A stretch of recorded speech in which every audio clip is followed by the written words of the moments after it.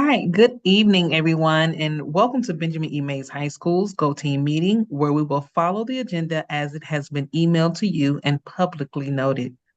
I would like to remind everyone that this is a meeting of the Go Team. Only members of the team may participate in the discussion. Any members of the public present are here to quietly observe. For members of the Go Team, please identify yourself when you speak.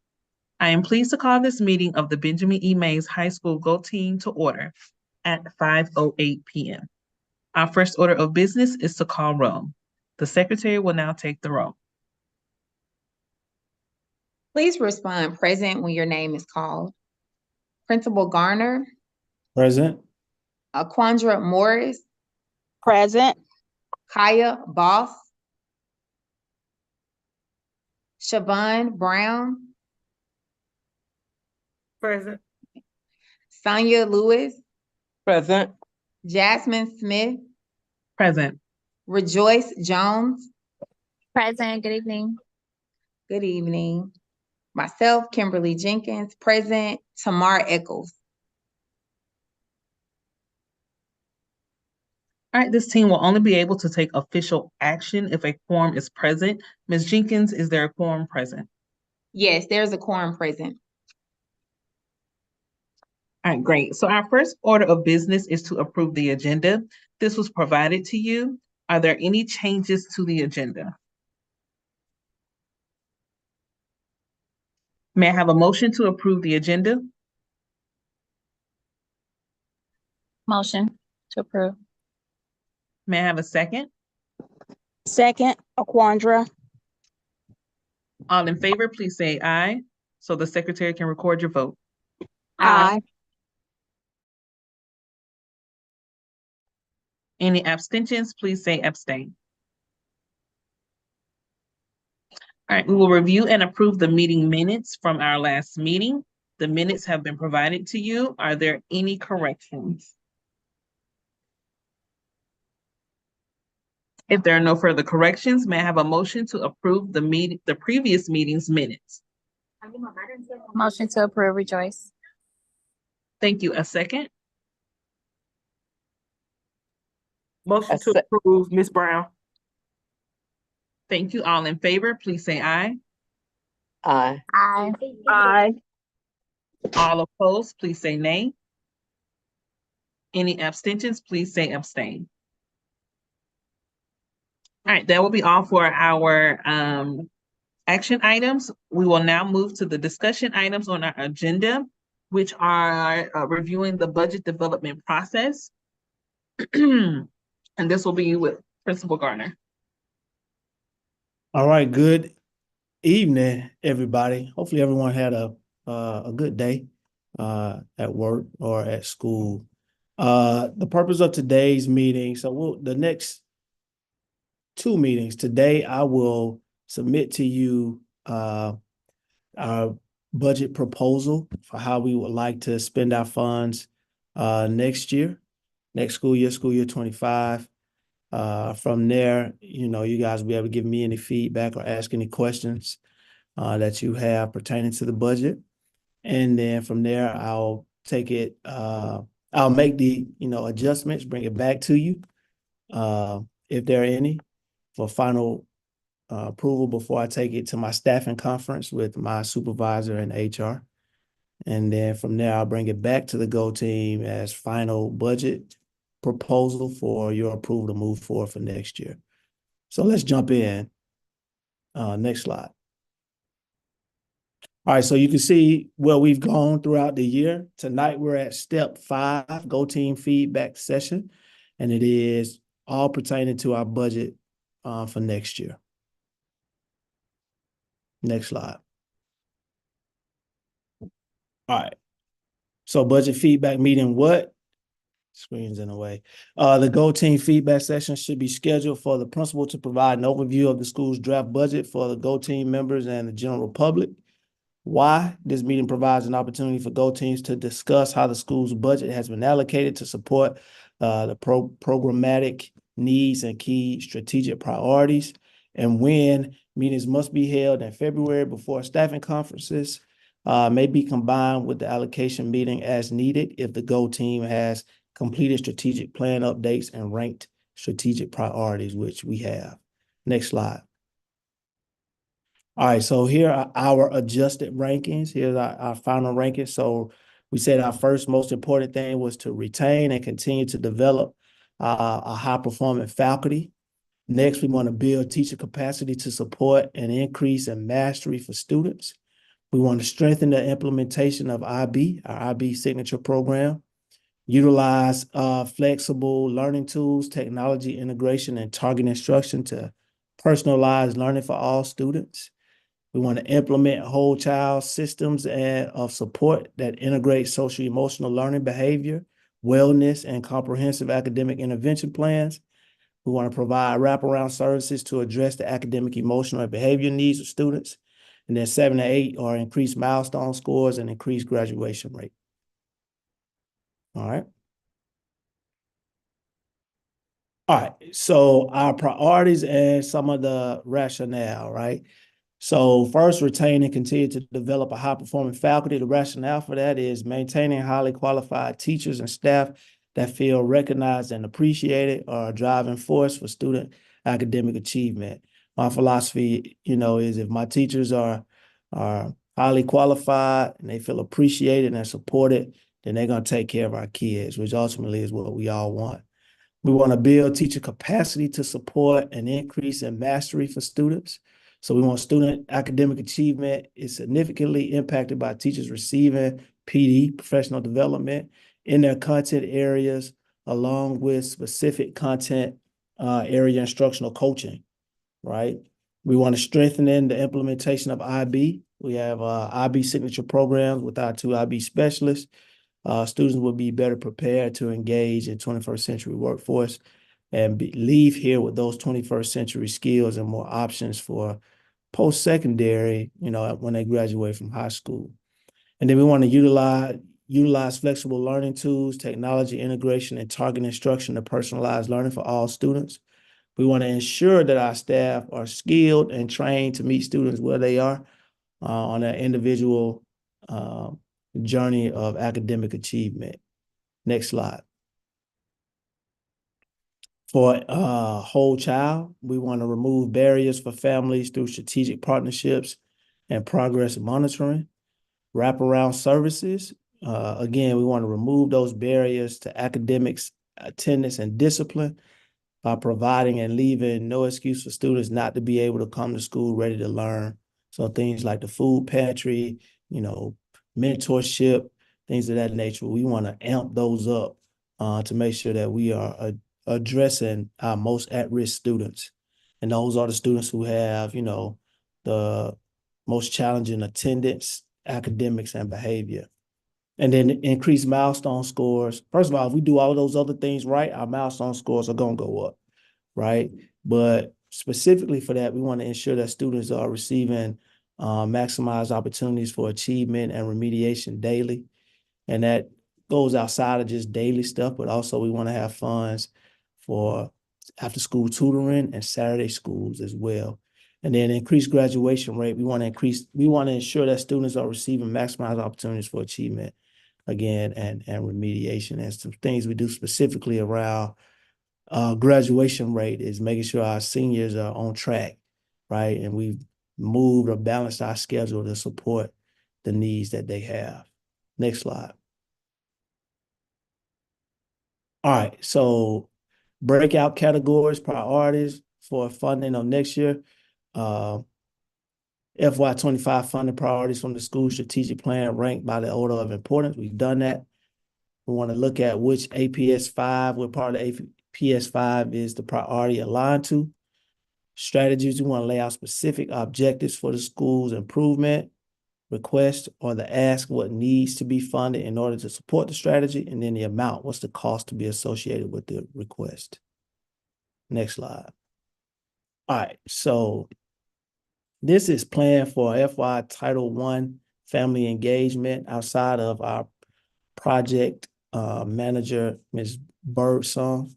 We want to increase parental engagement. The APS 5 that aligns to is whole child and intervention.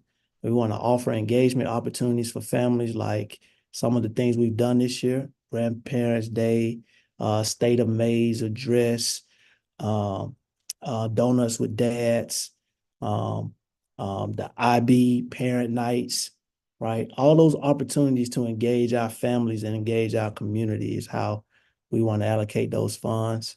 And we have that totaling right now about $33,792. Next slide. And that's not including Ms. Birdsong, so it would be more. Here's overall our budget. So our overall budget, guys, we have a $17 million budget, $17,862,538.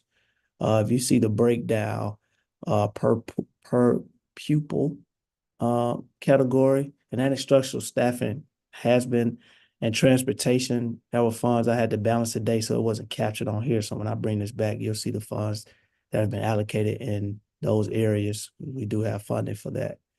But you can see the breakdown for instruction, $12 million, and that's primarily staff, right? And positions. The per pupil services, improvement of instructional services, instructional staff training, educational media services, administration, maintenance and operation, and then transportation. Our projected enrollment is 1,378 students next year. Next slide. This is a breakdown for how the funds are being used. So you can see the bulk of the money, over a large 68% of our budget goes towards instruction. And then you can see the other categories from there.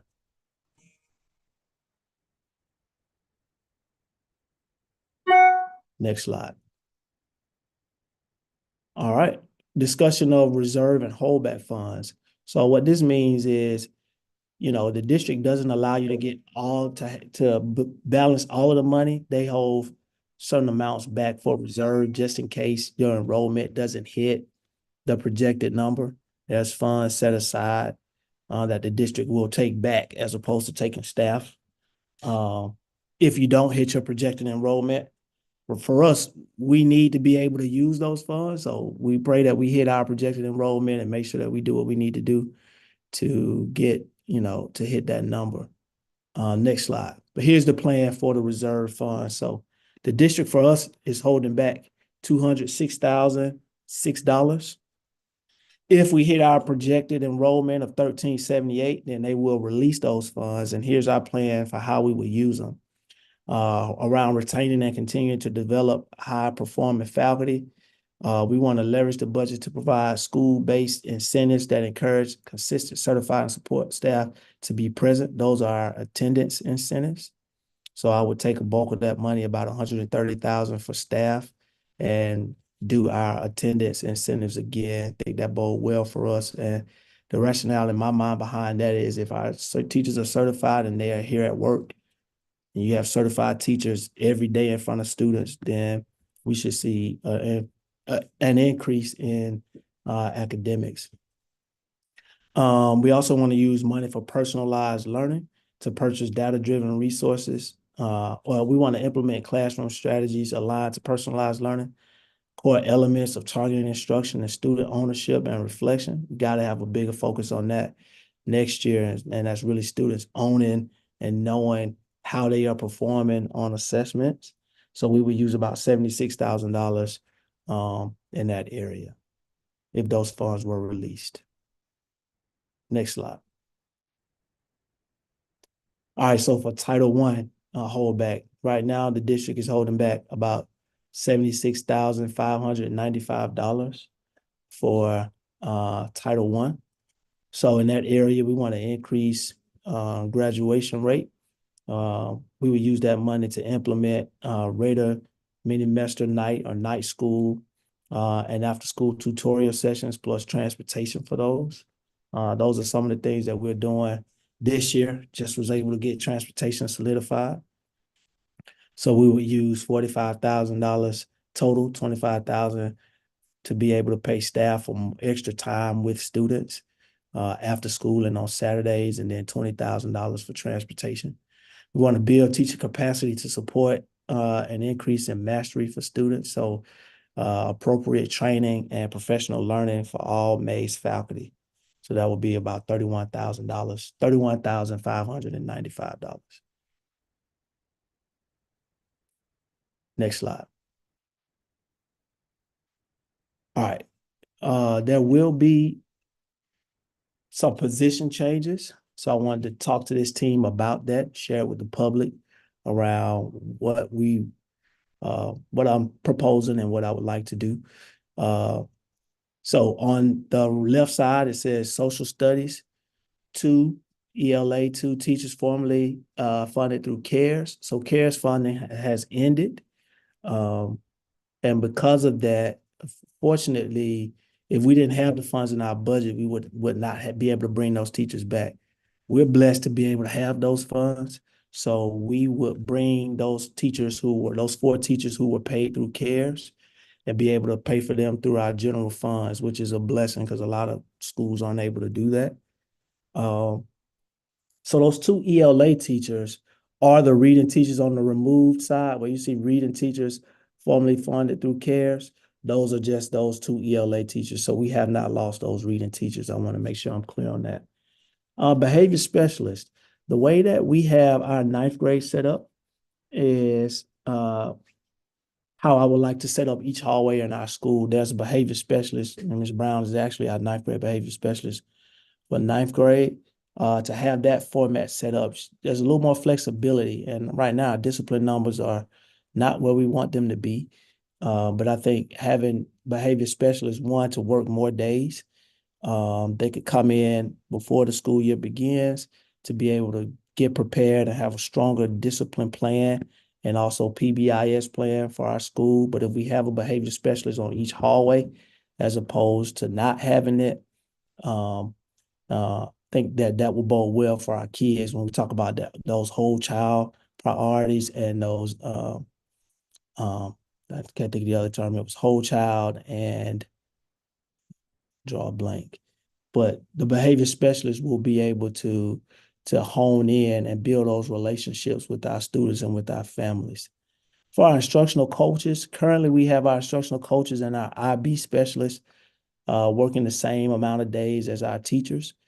The disadvantage in that is, as myself and the admin team are preparing for the school year, our instructional coaches and our IB specialists who lead a lot of the work aren't able to come in and get a head start, right? So by proposing changing their work days to 211 days means they will come in a week before teachers come back from the summer. And that allows us to prep and calibrate as a leadership team to be prepared for professional development opportunities when our teachers do arrive.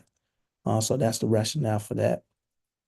We needed to add a math teacher to make sure that our class sizes stay small or as low as possible. We're blessed to be able to do that. And because I shared with the staff and I'll be sharing with the community on next week, Mays did fall on the state list in the area of special education, which is why we have turnaround funds. It's called the ATSI list. It is a 3-year commitment. And it was a staged approach. So it was not, 1 year that landed us on this list, but a collection of over 3 years, I believe, that our special education students had not been performing at the rate in which we need them to. And so because of that, I propose to add 2 additional interrelated special education teachers.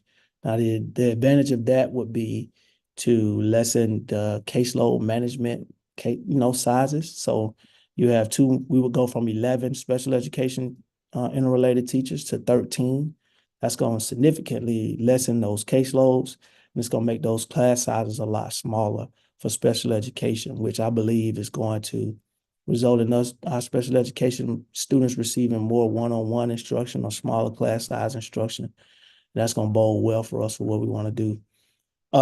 Proposed removed positions, master teacher leaders. Right now we have 3 master teacher leaders who are on a teacher schedule and those positions aren't being taken advantage of in the way in which a behavior specialist would be.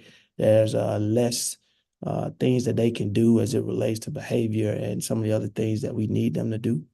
So we would remove those positions again to create the behavior specialist positions, which pay more and work more days. We have 5 PE teachers currently, and we don't need 5 PE teachers in our schedule. And it's kind of, we need to add the special education to special education teachers. So we could lessen PE by 1 teacher and be able to add those 2 special education teachers. And then again, the reading teachers are just removed by name, but they are those 2 ELA teachers that were created on that top line where you see social studies and ELA. Summary of changes: we are integrating formally funded KS positions into our general budget to maintain the benefits of keeping classroom sizes as small as possible. Adding behavior specialists for each grade level will allow us to address behavior concerns and provide greater caseload management for our most at-risk students. The instructional coaches' work year will change will allow them to return earlier in the year to better pre-plan and prepare for upcoming academic year. Additional math and IR teachers will lessen class sizes and caseloads. Next slide. All right. What's this say? Okay, questions for the Go team to consider and discuss. Are our school's priorities from your strategic plan reflected in this budget? And it just says our new positions and resources included in the budget to address our major priorities. Do we know as a team the plan to support implementation of these priorities beyond the budget? What strategies will be implemented? What trade-offs are being made in order to support these priorities? Second box says how are district and cluster priorities reflected in your budget? Cluster priorities, what staff, materials, etc., are dedicated to supporting our cluster's priorities. For our signature programs, what staff, materials, etc., are dedicated to supporting our signature program. And then are there positions our school would share with another school, i.e. counselor or nurse? The answer to that is no, the bottom. But are there any questions for me?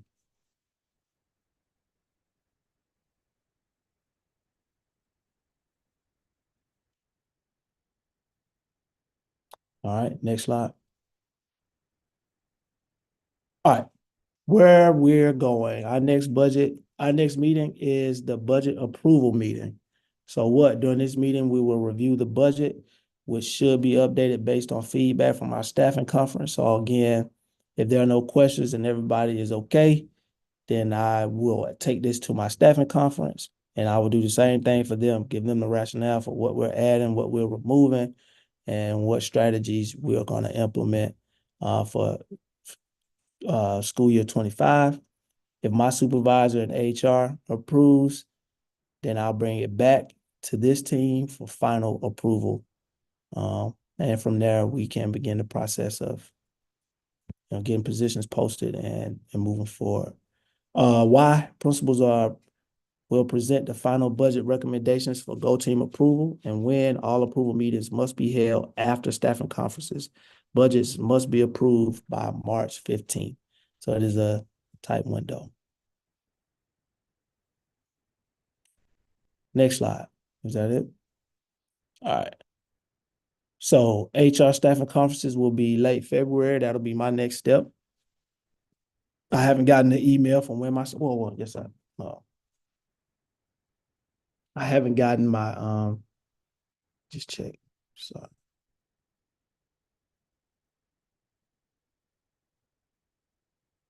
my staffing conference is scheduled, I stand corrected, for February 27th at 11 a.m. So all goes well from there. Then March, our next Go Team meeting does anybody know offhand? March. It's Well, scheduled for March 12th. March 12th is our next Go Team meeting. So hopefully at that meeting, we'll be able to do our final approval for the budget and be ready to move forward.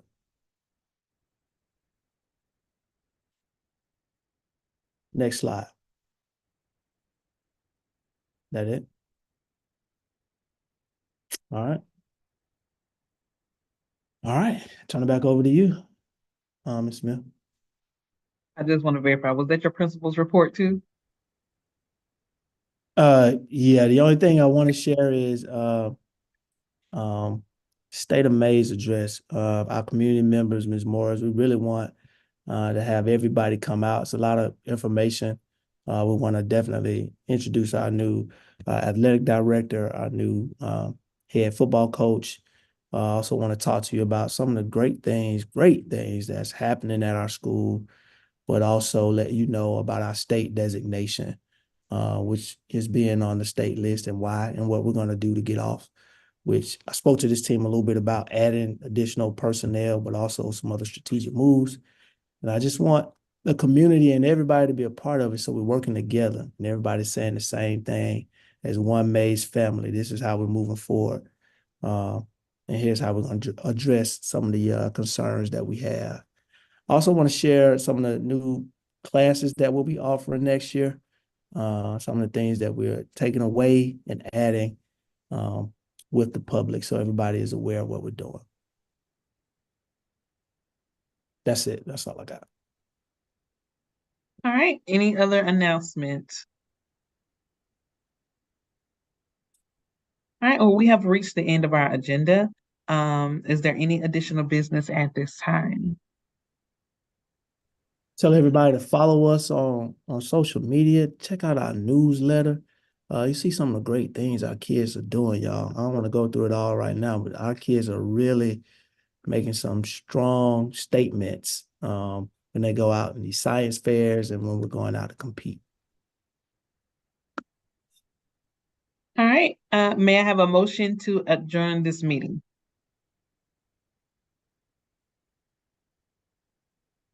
Motion to adjourn, Rejoice. Thank you. May I have a second? Seconded, Brown. All in favor, please raise your hand.